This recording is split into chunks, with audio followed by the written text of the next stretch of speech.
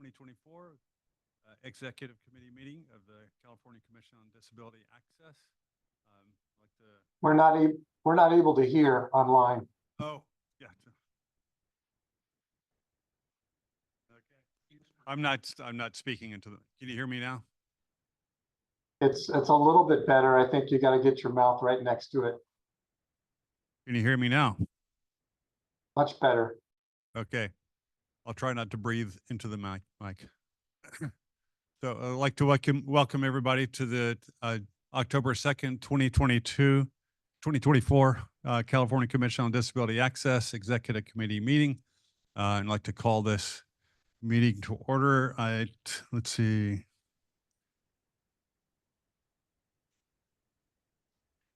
Okay, so first I'd like to have Stephanie review the meeting protocols. Thank you, Commissioner Downey. This commission meeting will be on Zoom via teleconference and held at the California Commission on Disability Access headquarters located at 400 R Street, Suite 312, Sacramento, California, 95811. Virtual attendees are in compliance with the Bagley-Keene Open Meeting Act. Please remember to specify the following. If a state body member attends a meeting via teleconference from a remote location, they must disclose any other individual 18 years or older present in the room, as well as their relationship to them. The visual appearance of a member of the state body on camera may cease only when the appearance would be technologically impractical. Public comment on matters not on the agenda is taken at the beginning of the meeting. Public comment on matters on the agenda will be heard as the Commission takes up agenda items for discussion. Public comments are limited to 3 minutes. Speakers who utilize translators to make public comment will be allotted no more than 6 minutes unless they utilize simultaneous translation equipment. CCDA is precluded from discussing matters not on the agenda. However, CCDA members may ask questions for clarification purposes. This meeting is being captioned and recorded. To assist in this effort, please state your first and last name each time you speak and speak loud and clear. The Stream Text Live captioning link has been included in the chat for your use, and staff can provide the link when asked. Public participants can use the raise hand function to alert the committee of when they would like to speak, and we will also give an opportunity for public members who have called into the meeting, at which time they can unmute themselves. If you are attending this meeting via teleconference, please press *6 on your keypad to unmute or mute yourself. If you would like to alert CCDA, press *9 to telephonically raise your hand and staff will call on you. To use the raise hand function, please follow these steps. Using Zoom via browser. First, click on the icon labeled Reactions in the toolbar and on the bottom center of your screen. After clicking Reactions, a new window will show on your screen. At the bottom right of the screen, there will be a button labeled Raise Hand. Using Zoom via mobile device, click on the 3 sideways dots labeled More. The More option is in the toolbar on the bottom right corner of the screen. After clicking the More, a new window will pop up at the bottom of your screen. Press Raise Hand. Please remember to mute yourself if you are not speaking in order to reduce noise. If you are having technical issues throughout the meeting and need assistance, please use the chat function to alert CCDA staff or email ccda@dgs.ca.gov. If you are unable to utilize the chat function to alert staff, please unmute yourself and request permission to speak. If there are technical issues that impact the proceedings of the meeting, the body will take the following procedures. First, stay calm and reassured. Communicate to all participants that technical issues have occurred and CCDA staff is working to resolve them. Second, backup communication. Alternative messaging to all participants, email communication from CCDA staff or email ccda@dgs.ca.gov. 3, a technical reboot. CCDA staff will attempt to resolve technical issues. 4th, adjourn meeting. If technical issues persist and comprise the meeting's purpose, the meeting will be adjourned and may be rescheduled if necessary. And I hand it back to Chair Commissioner Downey. Thank you, Stephanie. With that, I'd like to move on to agenda item number 1. and that is roll call. So with that, it's back to you, Stephanie, if you could lead us in the roll call. Of course, thank you. All right. Commissioner Brian Holloway, Present. Commissioner Dr. Sue L. Hessen, Present. Commissioner Scott Lillibridge, Present. Commissioner Drake Dillard, Present. Commissioner Chair Downey. Present. All right, and with that, quorum has been met. Thank you. And I don't believe I officially stated it for the record, so I have called this meeting to order.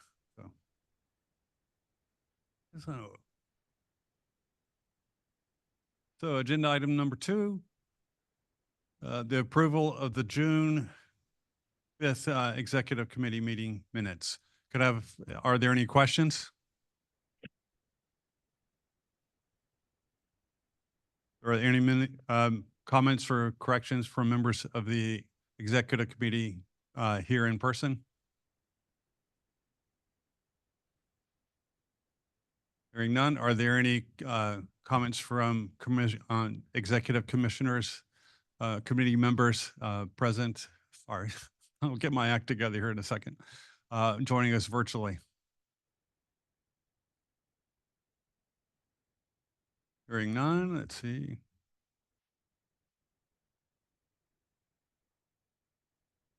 Any comments from members of the public joining here in person? Chair Commissioner Downey, we don't have any public members here in the audience today. Okay. And then any comments from members of the public joining us virtually?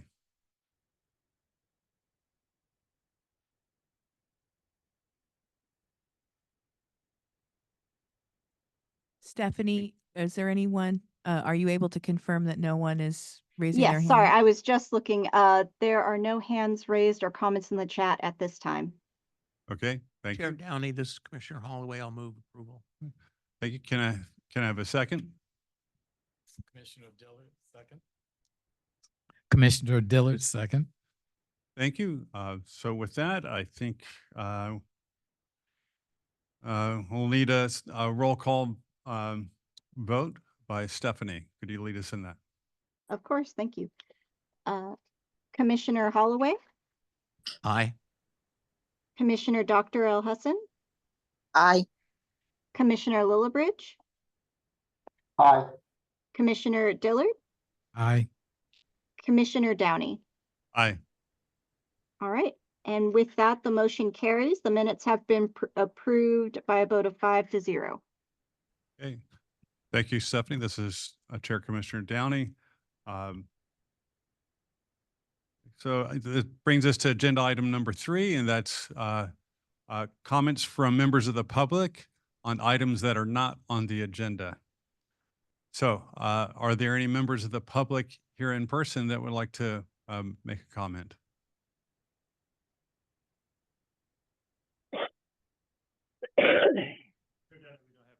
Okay. All right. Thank you.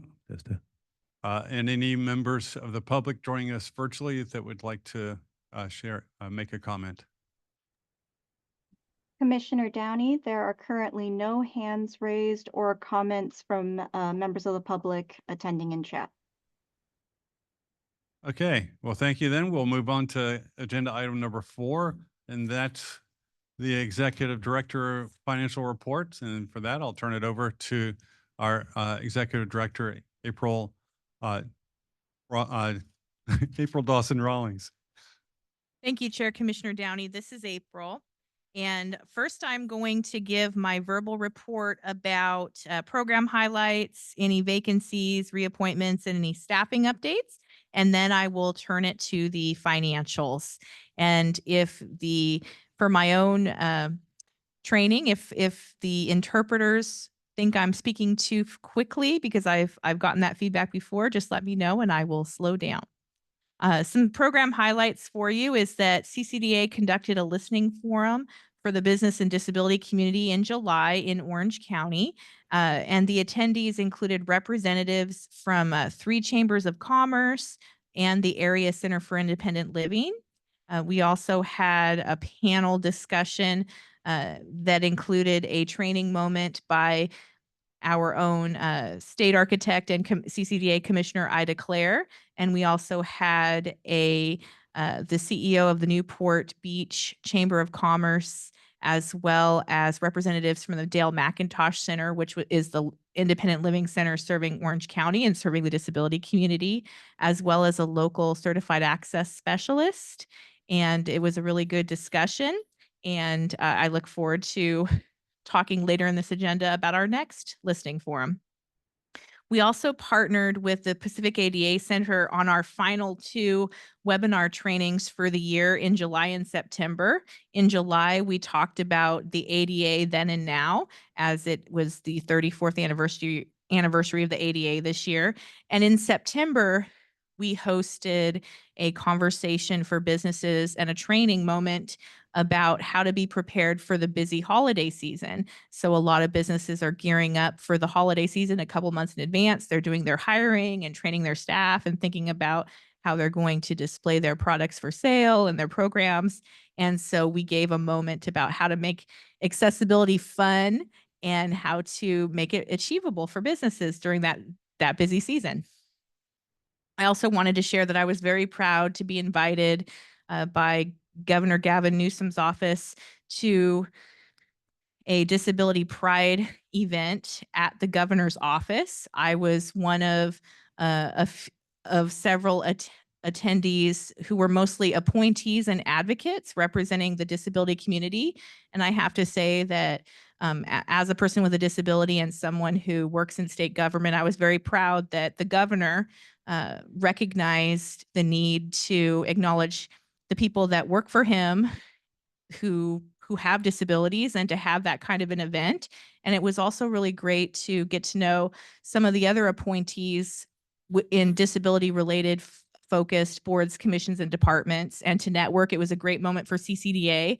I was asked to give a speech there, so I was able to talk a little bit about what CCDA is all about and sort of my own journey with disability pride and acceptance. And so it was really meaningful, and CCDA definitely got a lot of publicity that day, and we were able to do a lot of networking. And it was also great to meet with the advocates as well and encourage them to come to our meetings. I also wanted to share that Operations Manager Phil McFall and ISD, which stands for Intra-Agency Support Division, Deputy Director Jameson, as well as Deputy Director Paul Dixon of DGS, went to the Youth Leadership Forum luncheon. And this is a luncheon that brings together young people with disabilities, teaches them to recognize their own leadership skills and their own power, and gives them ideas for future employment opportunities. This is the second time that CCDA has been involved in that luncheon, and we're looking into the possibility of sponsoring the luncheon in the future. I also wanted to share that Commissioner Dillard and I had a really fun day together over the summer. Commissioner Dillard was kind enough to host me for a day, and he took me on a tour of the Crenshaw Business District, as well as a couple of other parts of Los Angeles that he's familiar with. And we took a little road trip, and he showed me a lot of the different businesses, and he introduced me to a local business owner, Greg Doolin. And Greg is somebody who owns a soul food restaurant in the Crenshaw district, and he was able to show me how he utilized access improvement dollars to completely revitalize his space. And so this is a really nice restaurant in the Crenshaw district. It's a sit-down restaurant. It's fully wheelchair accessible. And so he was able to show us how he benefited from access improvement dollars. And it was really fun to go look at Destination Crenshaw and see all of the neighborhood improvements that are being made and how people with disabilities are being thought of and also included in those improvements. So I really look forward to future engagement with the people that are involved in those projects. And it was really great to talk to a business owner about their challenges and successes with making their business accessible and how we could be a support to them. I also want to share, in terms of commissioner vacancies, that there is one vacancy on the CCDA representing the interests of people with disabilities, and the appointing authority is the Senate Rules Committee. If you're interested in being on the CCDA, you can go to the governor's appointments website and you can see where there are openings and you fill out an application. You could also contact myself or Chair Downey directly, and we'd be happy to talk with you more about what the process would be to be appointed to the CCDA. I also want to share that currently Commissioner Leon Vasquez, who is a Speaker of the Assembly appointee, is still awaiting reappointment, but she's continuing to serve her term. Her term expired at the end of last year, but she is able to serve until a person is either reappointed or someone is appointed in her place. And so the Speaker of the Assembly's office is working on that appointment. And as of right now, CCDA is fully staffed and it feels really great. And so we have no staffing updates. I know for a while there I was giving you updates on the hiring process, but I don't have to do that now. And I wanted to share just a few, moving on to the financial operational highlights. I want to share that we've been meeting with budgets and contracts monthly. One of the things that we wanted to flag for the executive committee is that I'll get to the financials in a moment, but what I would like to flag for you is that we've become concerned that some of the categories in our budget aren't accurately posting the invoices, so that we have invoices and encumbrances of different things. And we're noticing that there's some sections of our budget that show really low spending when we know that there should be higher spending. And so we think it's because there's just misapplication of some of the spending to the wrong categories, or some things being left off. And so we're going to be having a meeting with accounting and budgets to talk about how we can make sure that our financials are as accurate as possible. I also wanted to share that there was that during the budget discussions and subsequent approval of the governor's budget, and then the legislature passed it, is that we are no longer funded by the general fund. We are funded by the disability access account. That doesn't change anything about CCDA and how we're run or anything like that. It doesn't mean anything on a day-to-day level. It just means that we're better protected during hard budget years when the general fund is looked at for cuts. And no change was made to the high frequency litigant fund. We're still receiving those appropriations. And I also wanted to share that we are continuing to work with the Real Estate Services Division on our lease renewal. Our current lease expires in 2 years, but that's how long the process takes to renew your lease. So we're in the process of renewing our lease, and it will be renewed in 2 years. We're also in the beginning stages of upgrading our conference room to have the capability to conduct hybrid meetings with stakeholders more efficiently, so that some of the meetings that we do in the room that we're in now, which we borrow from another program, we could potentially do in our office, or have a lot more stakeholder meetings. We also want to reach more rural populations.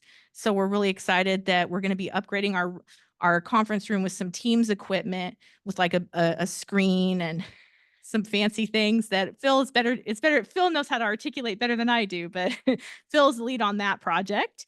And so that's my verbal report. I'm going to share, I guess I don't know why I'm saying that because I'm still talking, but that's my narrative report. Now I'll turn to the financials and I'll give you a high level overview of the financials. And okay, so on the screen is just a copy of what I'm going to be sharing with you. I won't go line by line, but it's in your board packet. As I said, we are going to be working with accounting and budgets because we believe that some of the categories, such as the external contracts category, is more underspent than it should be. And so this is the Q4 financials. That means it's the end of last fiscal year. There's always usually a 2-quarter gap from when the executive committee sees the financials, and that's totally normal. It's just because it takes a while for things to close. So I'll share that I also want to share the caveat to this is that this financial spreadsheet also includes the high frequency litigant fund dollars, and that can throw things off a little bit just because the high frequency litigant fund has 3 different appropriation periods and spend down requirements. And so I'm going to tell you a little bit more about that. But we have the budget authority in personal expenses. That's like staffing, benefits, things like that. We have a budget authority of $810,000. And we expended $684,045, which is about 84% of our budget, which is slightly up from last year. And this is mainly due to the fact that it took a few months in the fiscal year to hire and become fully staffed. So there was some that means that the money we didn't spend went back into the general fund. Excuse me, Executive Director No. Dawson Rawlings. The captioner has requested slowing down with the numbers, please. Okay, absolutely. So 810,000 budget authority, we spent about 684,000, which means that we spent 84% of what we were allocated. And the reason we didn't spend 100% is because we had staffing shortages, and now we're fully staffed. So this next year, you should see us spending most or all of that money. For operating, our total budget for operating, when you include the high frequency litigant fund dollars, is $2,504,000. And without the high frequency litigant fund, it's $1,562,000. The reason I want to share that difference is because we have expended 66% of the $1,562,000 that goes to our everyday expenses, which is up from last year. So we're getting better at spending the money that we have access to.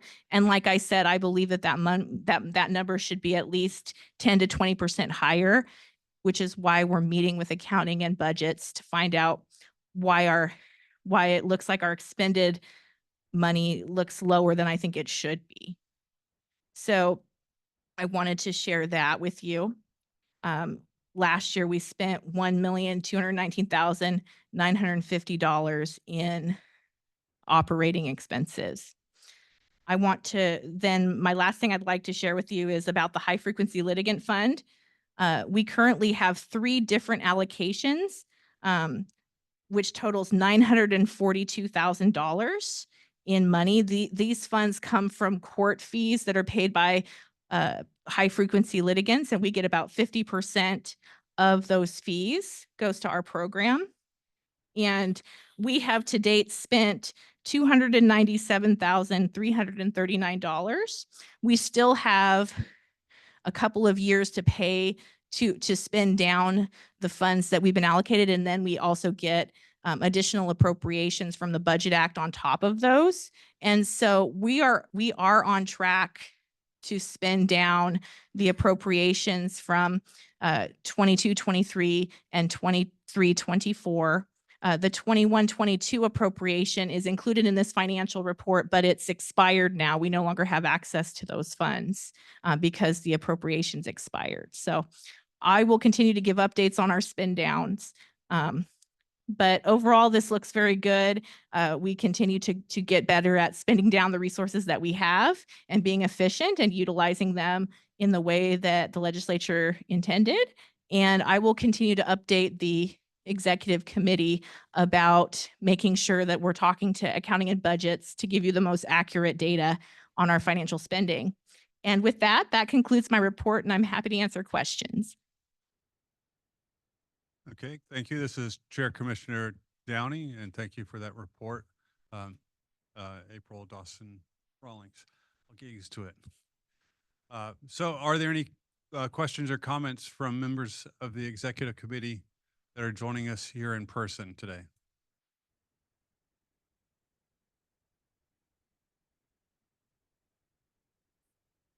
Hearing none, are there any comments from members of the executive committee that are joining us virtually?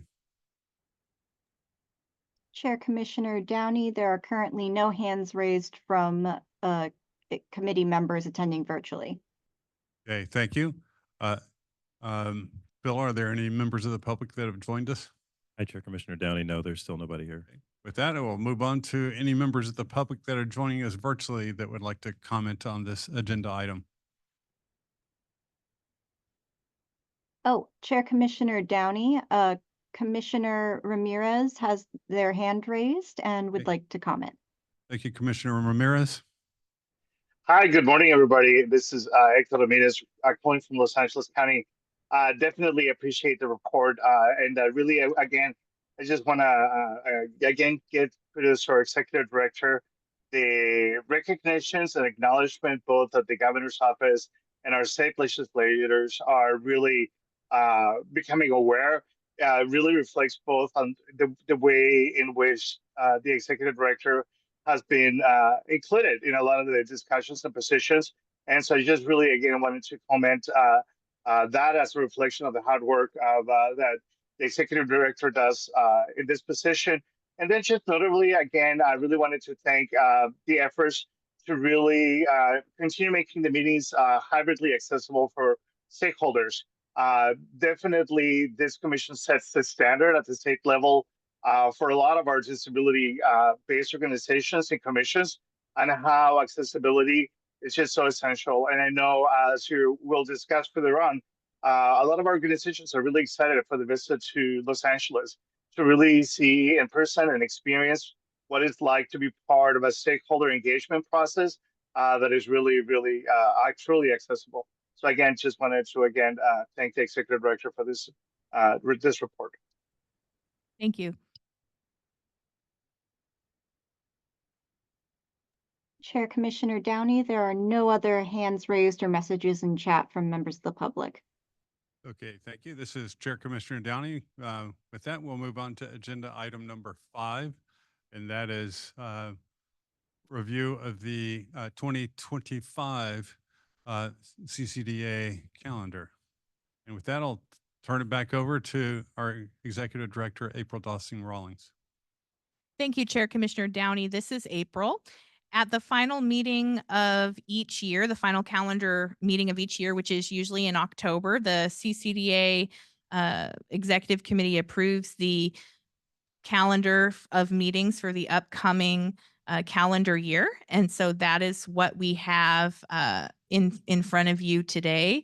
And so it talks about, just for accessibility purposes, there is a picture of a screenshot of the proposed calendar.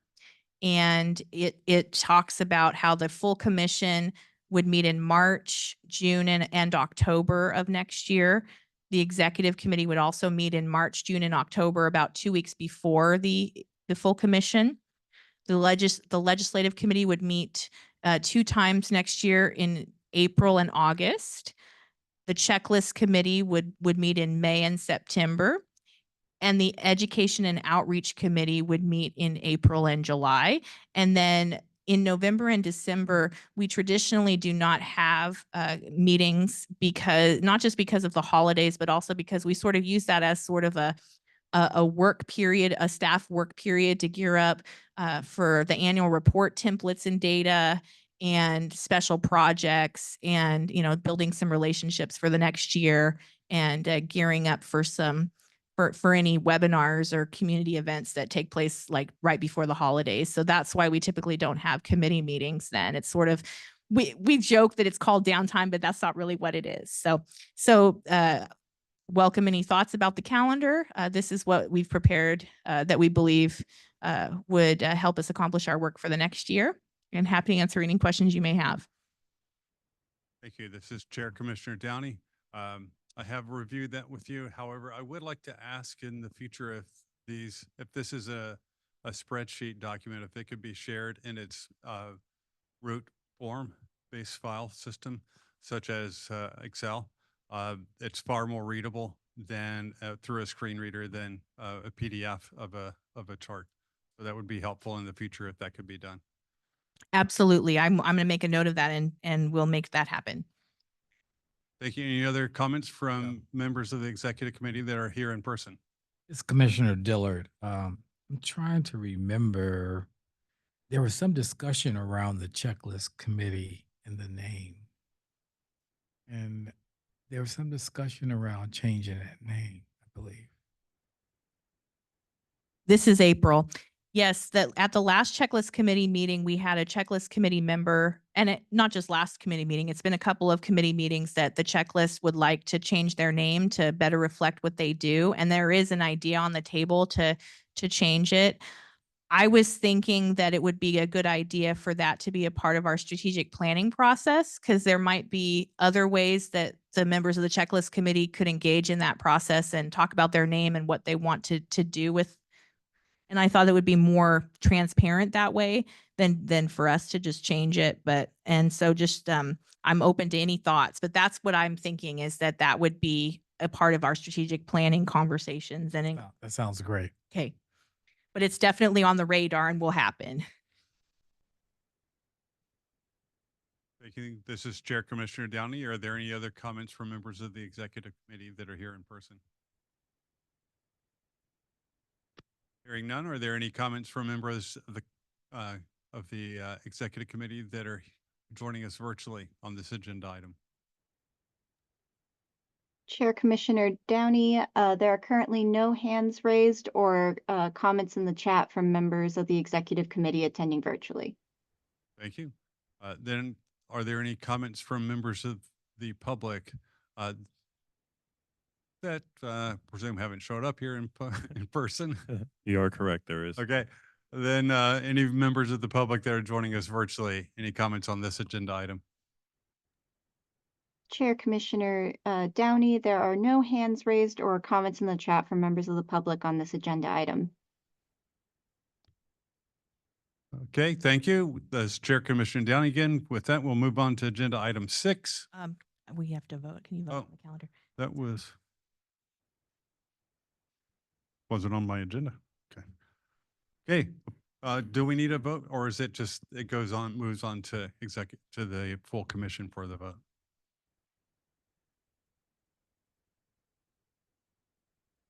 I apologize. It goes to the full commission. That was my mistake. This is April. Okay. Okay, then on to agenda item number 6. And that is our annual report. And again, we're back to our executive director, April Dawson Rawlings. Thank you, Chair Commissioner Downey. I just wanted to I wanted to make sure that you all knew where the annual report was in the process. And so our 2023 annual report is pending approval by the DGS Executive Office before it can be released to the public. And so just to give you a sort of a overview of how the report goes through the chain, staff works on it, and then CCDA management reviews it. And then it goes to the division deputy, as well as the Office of Public Affairs.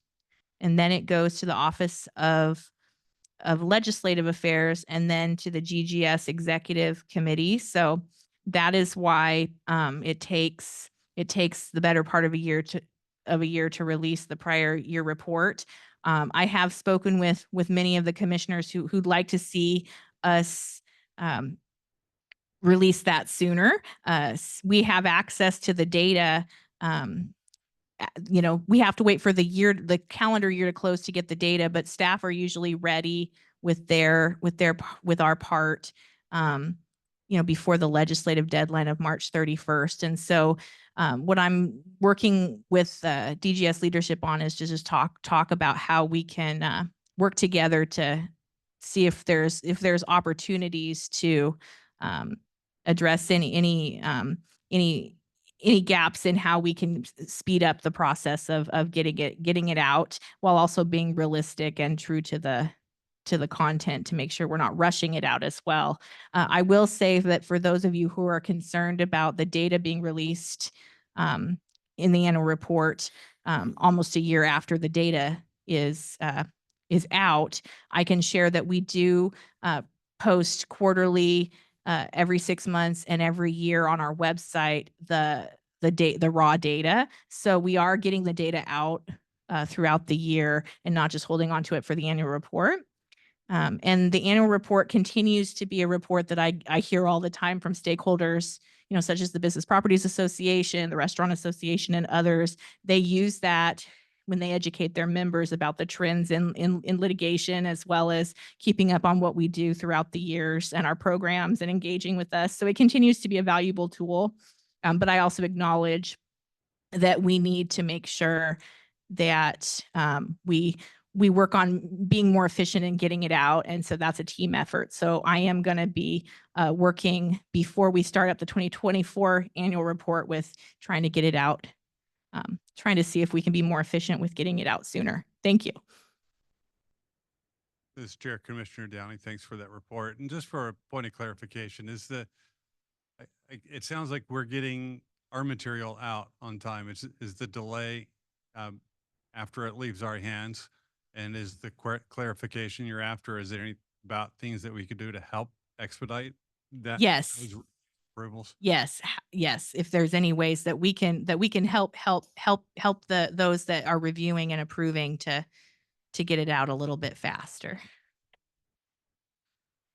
And I'm curious how this compares with other commissions. Is this a common thing for annual reports coming through DGS?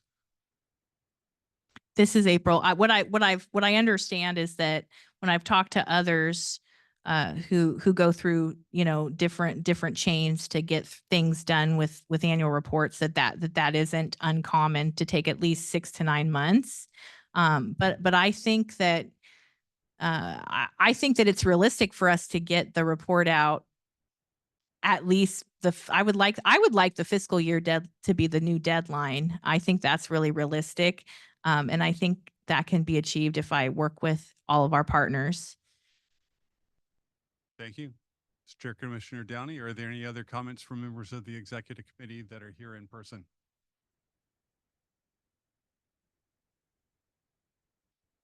Hearing none, are there any comments from members of the executive committee that are joining us virtually? Chair Commissioner Downey, at this time, there is no hands raised or comments in the chat from members of the executive committee on this topic. Okay. Report from Phil. Any members of the public here in person? I Chair Commissioner Downey. No, there's nobody, still nobody here in person. Back to the members of the public that are joining us virtually. Are there any comments? Chair Commissioner Downey, at this time, there are no hands raised or comments in the chat from members of the public on this agenda item.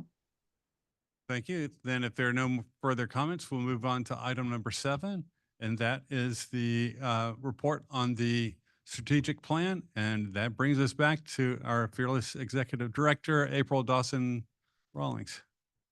Thank you, Chair Commissioner Downey. This is April. I just wanted to give an update about the strategic plan. And so for new voices in the room, or as an update, our current strategic plan expires at the end of this year. And so we plan as a commission to spend the better part of 2025 working on a new 3 to 5 year strategic plan. Our current strategic plan that's expiring is a 5-year strategic plan. And this, that'll be one of the discussions about whether it should be a 3 or 5 year strategic plan. And I have incorporated all of the ideas for that the previous meetings this year have yielded, such as making sure that the full commission is engaged and that we work with our communities of interest, that we have several community meetings, and that we hire a consultant. So several months ago, I submitted a scope of work to our contracts unit, and it's not uncommon for these types of scopes of work to take 9 to 12 months because of the bidding process. And so at this time, our scope of work went through a few internal edits back and forth between myself and our contracts unit. And now it's in a manager review. And once it's released for manager review, my understanding is that it then can go out to bid.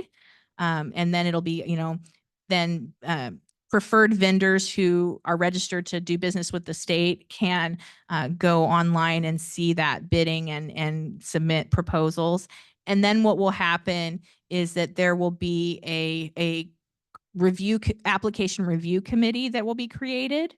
And it'll be a diverse with that my hope is that it can be diverse with stakeholders, but I'm getting clarification on whether that's allowed. But what I'd like to see is a diverse committee. And then it would go through the award process. And so we're looking at like early to mid 2025 to hire the consultant, but the staff is aware that we want to make sure that we position the consultant for success when they are hired. So we're already booking rooms and Zooms and vendors to make sure, and resource allocation dollars to make sure that we can complete all of the things that the executive committee wanted me to add to the scope of work.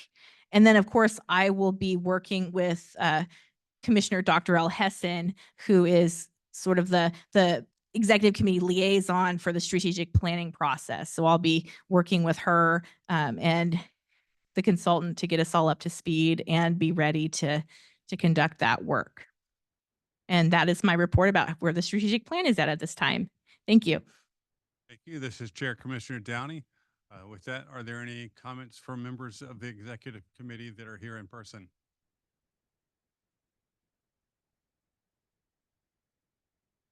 Hearing none, are there any comments from any members of the executive committee that are joining us virtually? This is Commissioner L. Hessen. I appreciate the update by our executive director, and I look forward to this. I think it'll be exciting as we're starting to do our planning and thinking ahead. So thank you. Thank you. Thank you. Any other comments from members of the public that are joining us virtually? Chair Commissioner Downey, there are no hands raised from members of the public that are attending virtually or comments in the chat. Okay.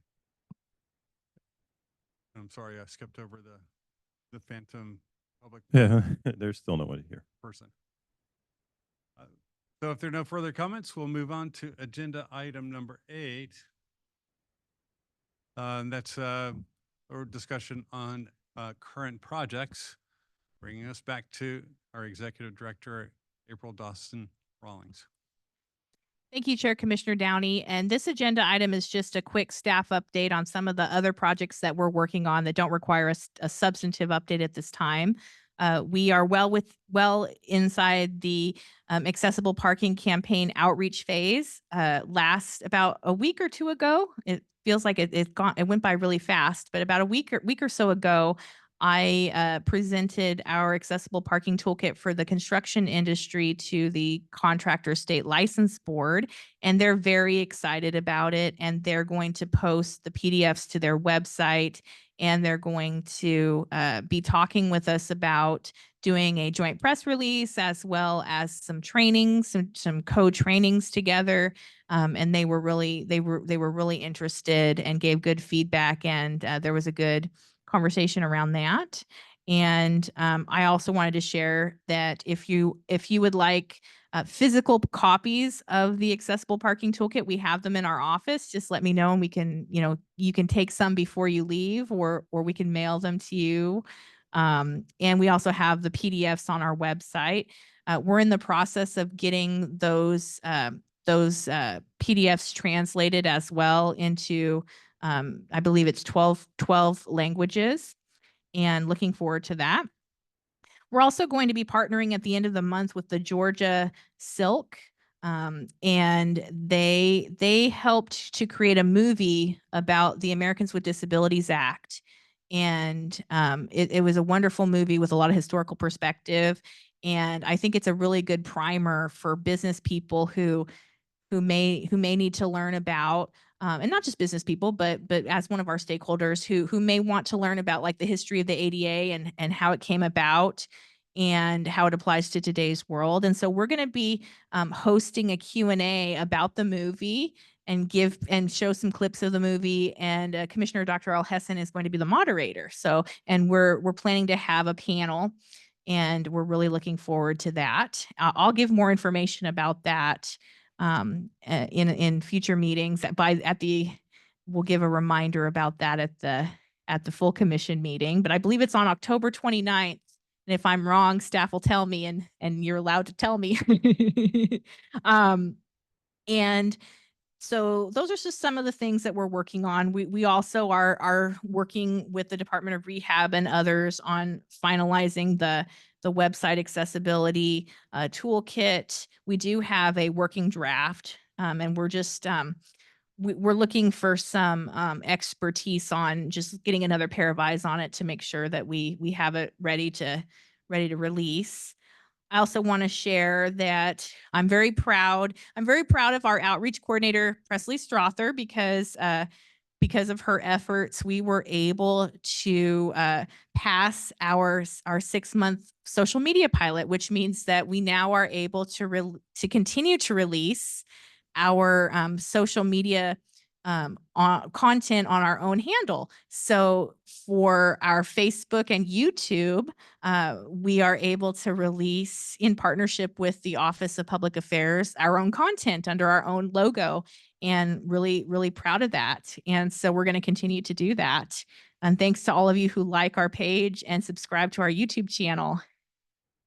And lastly, I just want to share that starting this month, we're going to be embarking on a key code project where we're analyzing the codes that are the drop down codes that we call key codes when an attorney or a law firm goes into our legal portal and tries to describe the nature of the complaint. Through the last couple of projects we've done, we've realized that some of those key codes need to be updated to better reflect what those words mean in the code, because we want to make sure that we're accurately allowing the attorney to select the true meaning of the complaint and reflect that in our data. And so we're going to be following, we have our partners at RESD and also our partners at DSA have kind of taken a look at some of our ideas for how to update the drop downs to better reflect Chapter 11B and follow that logically. But we want to make sure that that also will work and jive with our legal partners because we don't want to make the portal harder for them to use. And so part of this will be doing some group work with some of our legal partners to take a look at our drafts to see what they think about how we're changing it and to kind of phase it out, do it in phases. So that's what I have for you about our current projects, and I welcome any questions. Thank you for that report. So a number of exciting things and great updates. So thanks for that. Any comments from members of the executive committee that are joining us here in person?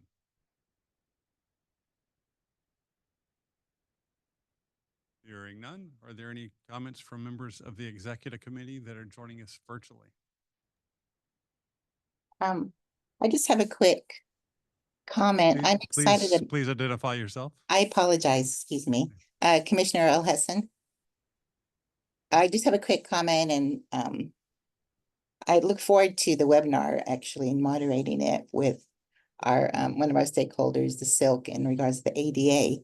I wanted just to talk about and emphasize how many of our legislators are unaware of the history of the ADA. And I was wondering how, as a group, we can support them being engaged in this process. I know that I've been trying to advocate ADA training for not only legislators, but also local educators.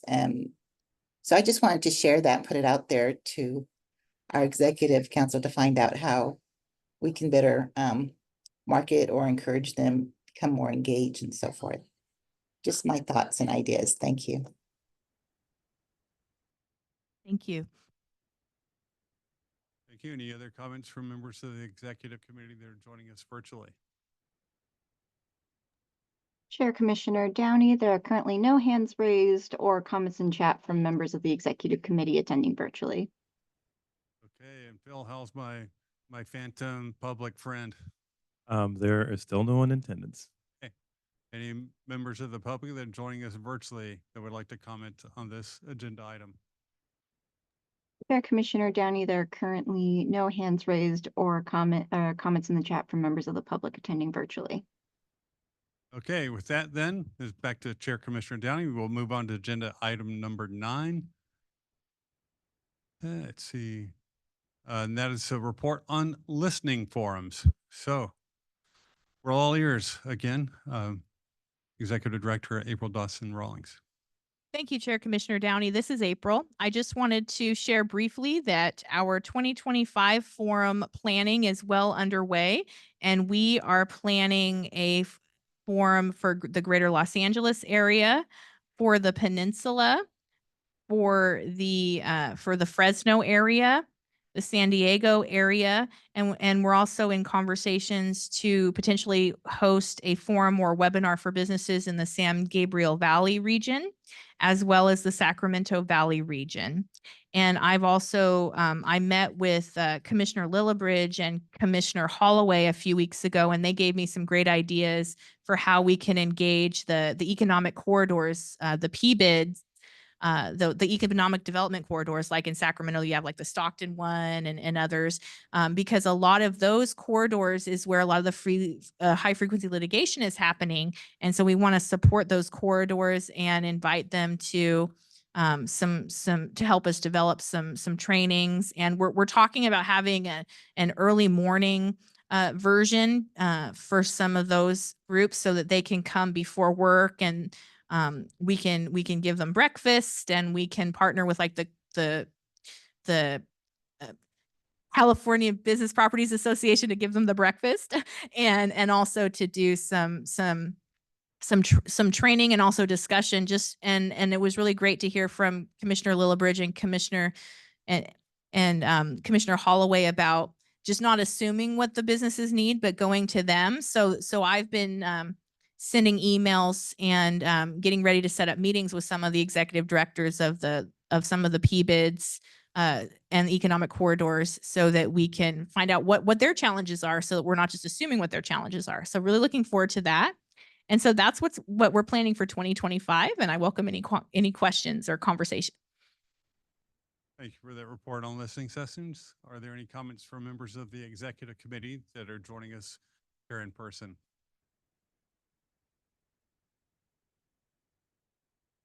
Hearing none, are there any comments from the members of the executive committee that are joining us virtually?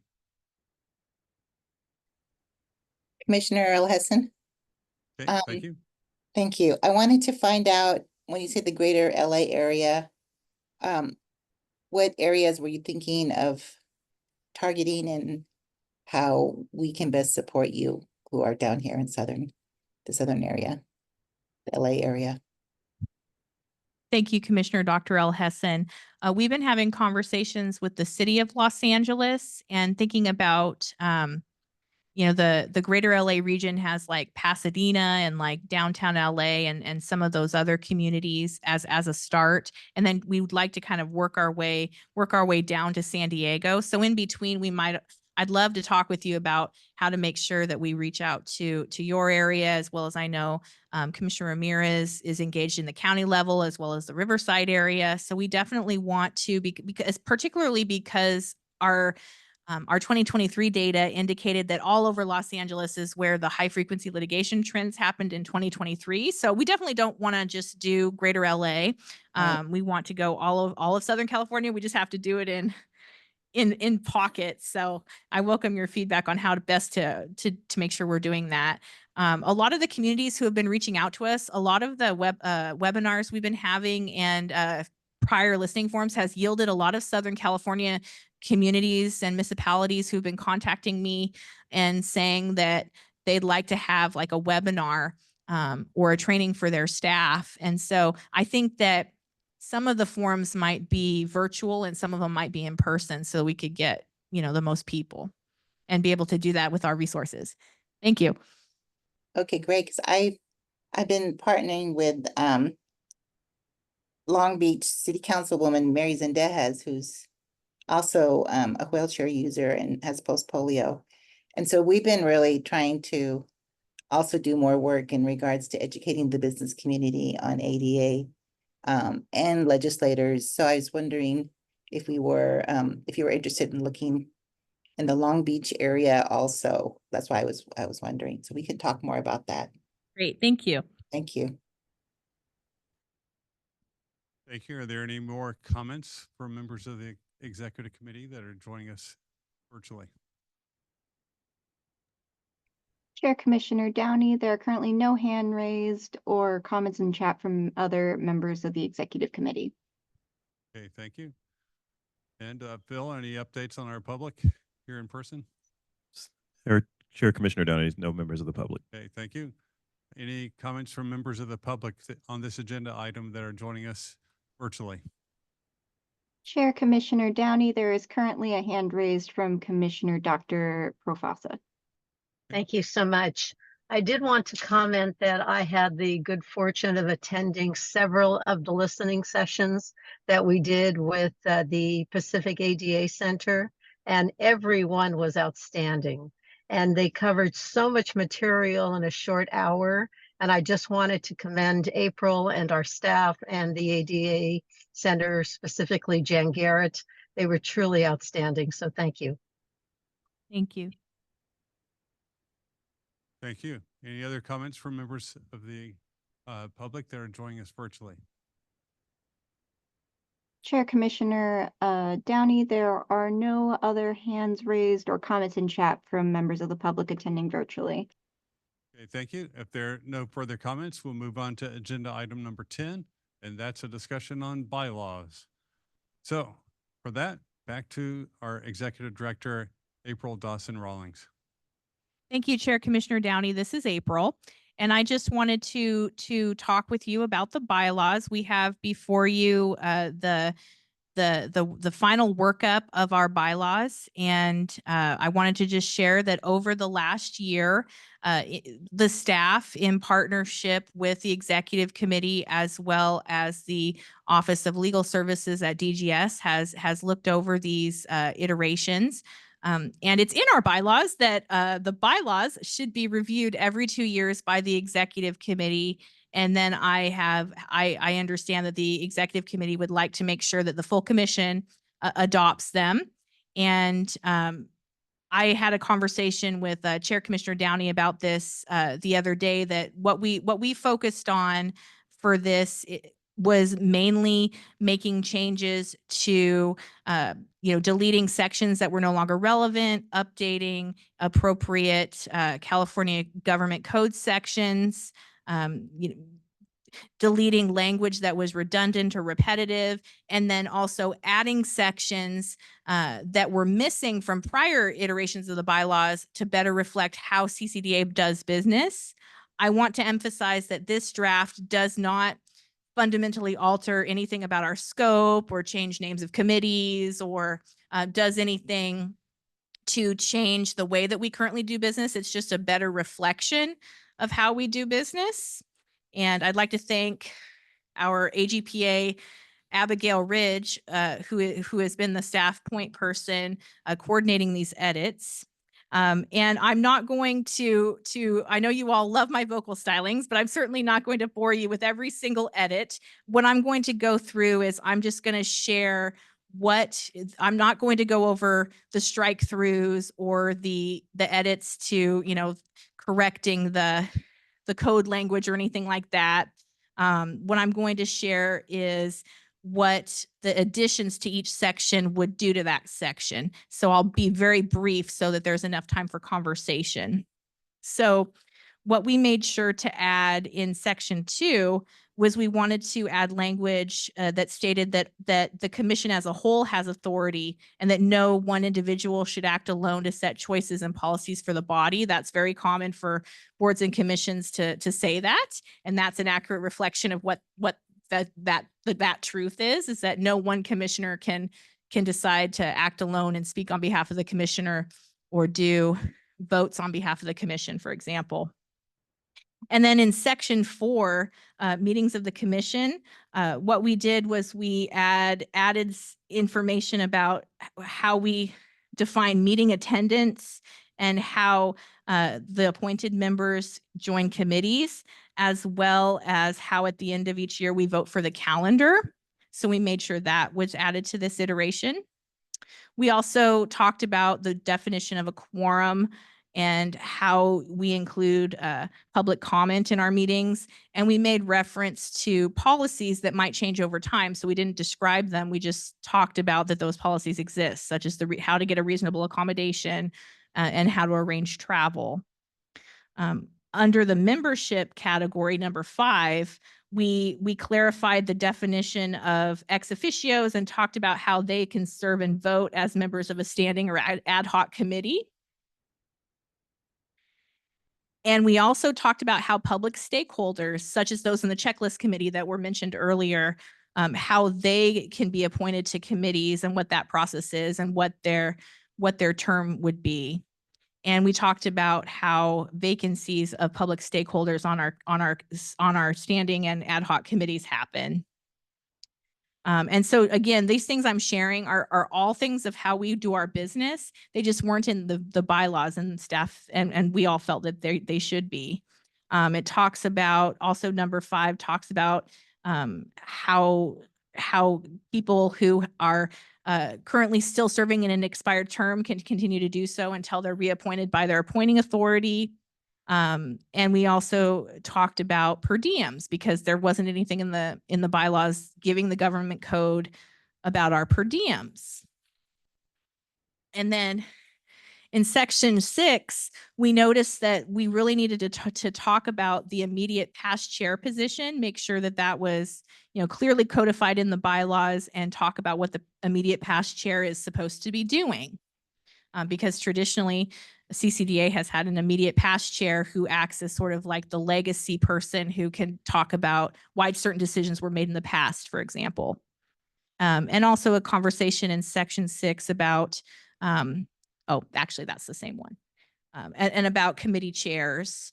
We also, in section 8, one of the things we realized was that the current bylaws didn't expand upon the current committees that we have. So we didn't have a differentiation in our bylaws about the difference between a standing and ad hoc committee, and we didn't talk about what the standing committees were supposed to be doing. So we do that here. And we also talk about the difference between ad hoc and standing, because that can be confusing. And then again, we talk more about in section 8, stakeholder membership, and then also the role of ex officios. About how ex officios can vote on committees and also count for quorum on those committees. I also, the final edit I wanted to share is that legal highly recommended that we have an appendices. So on the final page, there's an appendices that just lists out all the government codes related to our commission and what we fall legally under. And the reason why we did that is because our attorney didn't want CCDA to have to come back constantly and change our bylaws every time. So we had a government code change. And so this would be a way to sort of be able to just change the appendices instead of having to kind of go through that heavy lift. So that is what I have before you. I'm happy to answer any questions. I know you all received a copy of this in your meeting packet.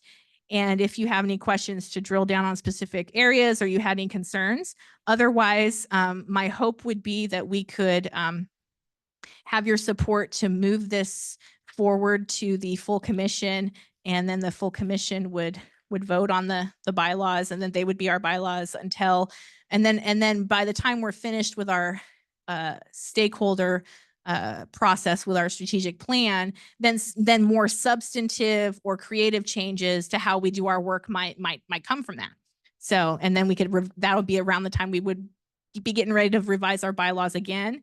But these are really just needed grammatical and formatting and just changes to just the rule of how we do things that really should be in the bylaws that aren't right now. Thank you. Thank you for that report. This is Chair Commissioner Downey. There's a lot of really necessary revisions and updates in that. So thanks for that hard work. And I do hope we can move this on. It's gone through a lot of iterations, a lot of hard work, and I hope it'll be moved on to the full commission for a vote next month. So are there any other comments from members of the executive committee that are joining us here in person?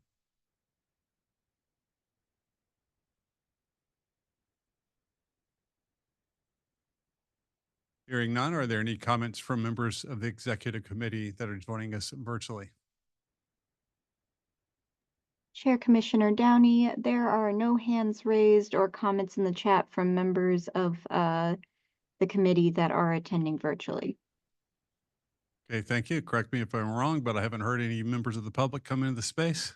So I'll move on to see if there are any comments from members of the public that are joining us virtually. Chair Commissioner Downey, there are no hands raised or comments in the chat from members of the public attending virtually. Okay, well, thank you then. If there are no further questions, we'll move on to agenda item number 11. Mr. Downey, Oh, would you be interested in a motion that the executive committee recommend the bylaws? well, there's nothing in the agenda about a vote on this. You don't have to. Yeah. But since I didn't hear any concerns, I'll assume that we can do that at the full commission. Yeah. Thank you. Thank you for all your hard work. Yeah, thank you. And thank you to staff. Thank you to our executive director and legal, everybody that's been working so hard on that. So thank you. So with that, we'll move on to agenda item number, let's see. Yeah, back to 11. The full commission meeting. So I believe I'm referring back to you, Executive Director April Dawson-Rawlings. Thank you, Chair Commissioner Downey. This is just a reminder that the full commission meeting will be held on Wednesday, October 23rd from 10 to 4. However, we do expect to be finished a little bit early because we actually only have one speaker instead of two. So we are going to have the CEO and president of the California Business Properties Association, Matt Hargrove. You've heard me talk about the CBPA, and Commissioner Shapiro is our CBPA rep on the commission. And we will be talking about how CBPA works with CCDA, what they're all about, who their stakeholders are, and how we've been engaging with them, and how they've been a strategic partner in our listening forums over the course of 2024. So, and we will probably end a little bit early. But we will make sure that we have a break to take care of everyone's access needs and just human needs. And because every human need is an access need, and every access need is a human need. And we will be meeting at the Division of the State Architect LA Regional Office, as well as virtually on Zoom. So I welcome all of your participation. We also will be voting for chair and vice chair. So Chair Commissioner Downey and Chair Commissioner Holloway have indicated that they're willing to serve another term. But if you want to throw your hats in there, there's an opportunity to do that too. But they're willing to serve another term, and so we'll be having those elections as well. So should be a great meeting. Thank you. Say October. I should have, if I said November, I meant October. October 23rd from 10 to 4. Thank you for catching that. Thank you. Any other comments from members of the executive committee that are joining us here in person? Hearing none, are there any comments from members of the executive committee that are joining us in virtually? Chair Commissioner Downey, there are no hands raised or comments in the chat from members of the committee attending virtually. Okay. And still no members of the public here in person. So I'll move on to see if there are any comments on this agenda items from members of the public that are joining us virtually. Chair Downey, there is a hand raised, but before we go to that, can you just speak more clearly into your mic? It's a little low right now. Okay, sorry about that. All right, and the hand raised is from Commissioner Ramirez. So Commissioner Ramirez, you're recognized. Thank you. This is Commissioner Ramirez from Los Angeles County. Really excited for the upcoming visit for the commission. Again, want to just really suggest inviting our local county and city commissions on disabilities. They are so vibrant, from Long Beach to West Hollywood to San Fernando to LA City to the LA County. You have an opportunity to really continue to outreach to the largest disability stakeholder group, not just in the state, but in the country. And so really, again, I'm so excited and definitely hope that we can definitely invite. I know that I have already been mentioning to a lot of the commissions on disabilities here in Los Angeles County that, you know, that this body is coming down. And so I know some people are very eager to join in person. So maybe if there's an opportunity for stakeholders to get to meet each and one of you and what this commission does at the state level, especially given the fact that there's a possible opportunity for somebody to apply to represent the disability community. So I really just wanted to offer that as a suggestion, both as somebody that serves in this commission and somebody representing Los Angeles County. Thank you. Thank you.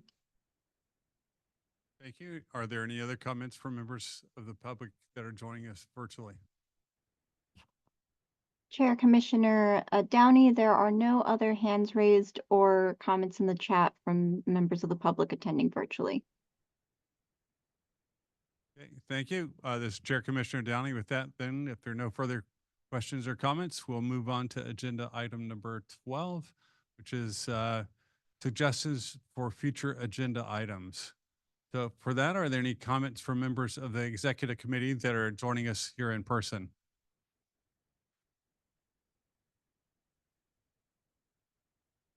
Hearing none, are there any comments from members of the executive committee that are joining us virtually? Chair Commissioner Downey, there are no hands raised or comments in the chat from members of the executive committee attending virtually. Okay, and no members of the public have been rushing in here at the last moment. So we'll move on to members of the public joining us virtually. If there are any suggestions for future agenda items? Chair Commissioner Downey, there are no hands raised or comments in the chat from members of the public on this agenda item. Okay, well, thank you.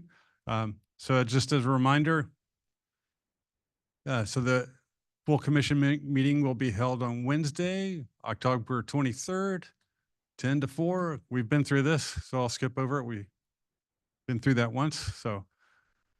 But we'll be down in Los Angeles and look forward to having the full commission meeting there. Sorry.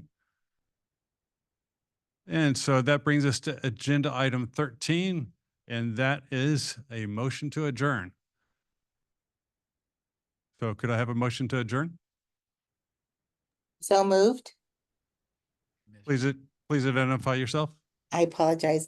Commissioner Earl Hessen, so moved. Thank you. Commissioner Dillard, second. Thank you. So with that, I believe we need to turn it back over to Stephanie to do a roll call vote. All right. Thank you, Chair Commissioner Downey. All right, we'll start with the roll call vote. Vice Chair Commissioner Holloway. Aye. Right. Commissioner Dr. L. Hessen. Aye.